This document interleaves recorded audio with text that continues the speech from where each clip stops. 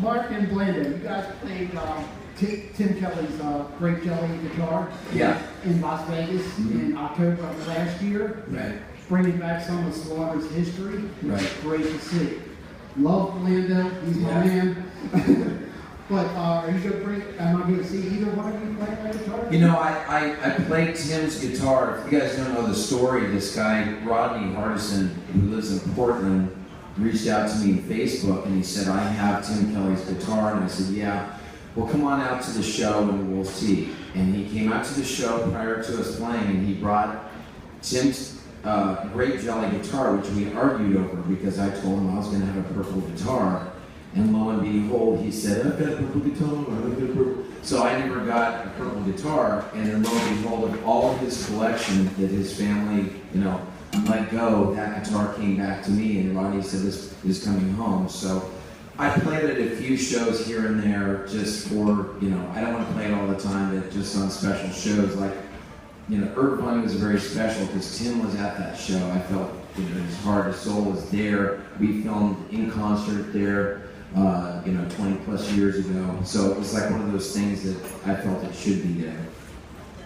Let me add one thing. One of the hardest things to do when you make music for people, you tour as long as we have, which is longer than Mark and I don't care to discuss, but we're all old now. But one of the hardest things to do is to lose a band member. And not by quitting or being fired, but to lose a band member in the horrible way that Tim was lost. We were working on the real underlying facts. We were working on music, and a member of his own family wouldn't take the phone call from the highway patrol. They referred the phone call to me, which I thought maybe wasn't real. What time was it also? Tell them what time. This was now midnight-ish, so very, very late.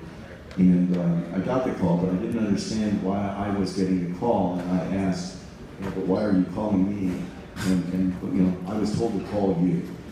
And the highway patrolman, who was very nice, was a fan of the music, which made it even tougher. And he said, look, it's Tim's jacket.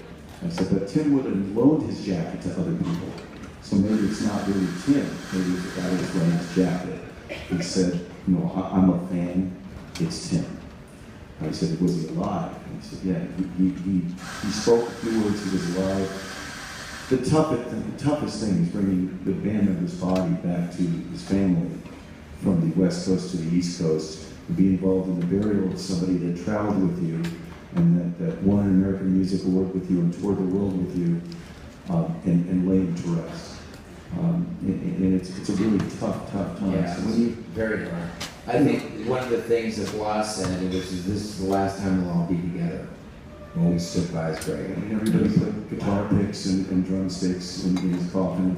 You really do realize at that moment, that nothing's forever in life. We're all really lucky to be here, and we're all lucky to know each other, and lucky to have your support for this many years. This is a musical genre I think people wrote off for years and years, and all of you people have supported this stuff, and thanks to you, we're all still here. Every band on this boat is still here because of every single one of you. Yeah. And you guys should know how important that is to all of us. Yeah, we're very thankful.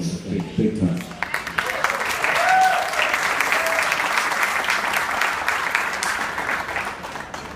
Any other questions?